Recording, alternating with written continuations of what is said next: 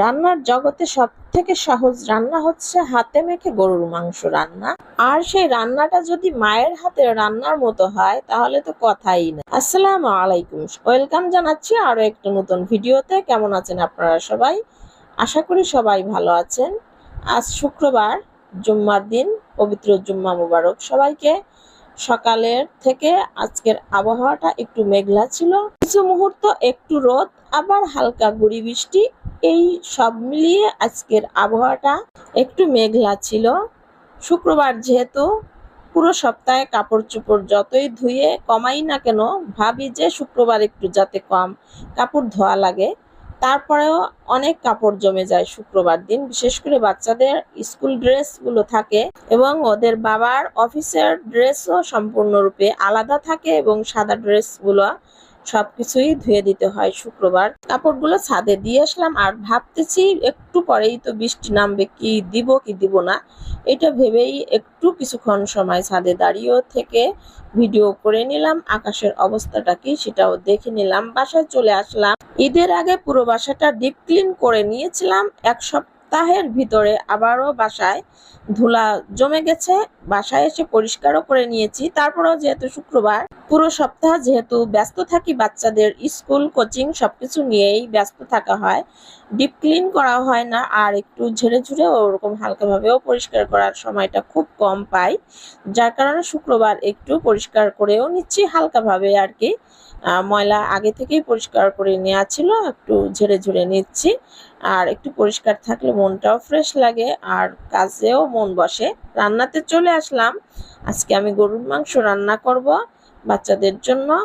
আর video শুরুতে বলেছিলাম যে হাতে মেখে গরুর মাংস রান্না সব থেকে সহজ রান্না। কেন বলেছি? কারণ গরুর মাংস হচ্ছে আমার কাছে মনে হয় সব থেকে সহজ রান্না। এই গরুর মাংস একসাথে সুন্দর করে সব মশলা একসাথে মিশিয়ে হাতে মেখে রান্না করলে খুবই সহজ হয়ে যায়। তো আমি মাংস রান্না করার জন্য যে মাংসটুকু নিয়েছি সুন্দর করে ধুয়ে নিয়েছি। তারপর হচ্ছে সব মশলা আমি একসাথে দিয়ে মেখে নিব। আর তেলের পরিমাণ একটু কম দিব, গরুর মাংসে যেহেতু চর্বি থাকে, একটু কম দিলে ভালোই হয়। মশলার ভিতরে সাধারণত গরুর মাংসে যে ধরনের মশলা দেয় সেগুলো দিয়েই আমি রান্না করে নিচ্ছি।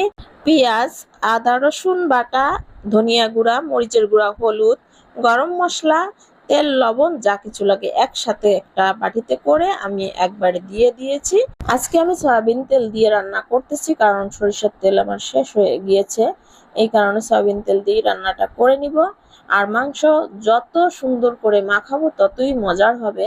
আমার মায়ের হাতের রান্না খুবই মিস করি এবং মায়ের হাতের রান্নার কোনো তুলনাই হয় না। আর মায়ের মতো যদি রান্না করা হয় সে রান্না তো আসলেই অন্যরকম হবে। মায়ের মতো যদিও হবে না, তারপরেও চেষ্টা করি যে যদি একটু মাকে ফলো করে রান্না করা যায়। মাংসটা আমি রান্না বসিয়েও দিয়েছি, আমি সুন্দর করে আগে কষিয়ে নেব। আর যেহেতু কুরবানির মাংস তো একটু তো বেশি করে রান্না করেছি। আর কষানো হয়ে গেলে তখন কষানো মাংস বাচ্চাদেরকে আমি একটু তুলে দিচ্ছি, সবাই মিলে আমরা খাবো। আর আমরা যখন ছোট ছিলাম, মা রান্না করা শেষ করে এভাবে কষানো মাংস আমাদের হাতে তুলে দিত, আমরা খুব মজা করে খেতাম। আর এই কষানো মাংস খুবই মজা লাগে। কে কে আমার মতো কষানোর মাংস বাচ্চাদেরকে দিয়ে থাকেন, প্লাস ছোটবেলায় মায়ের হাতে খেয়েছেন, কমেন্ট করতে ভুলবেন। সেই সাথে আমি একটু উচ্ছে ভাজি করে নেব, একটু পেঁয়াজ বেশি করে দিয়ে।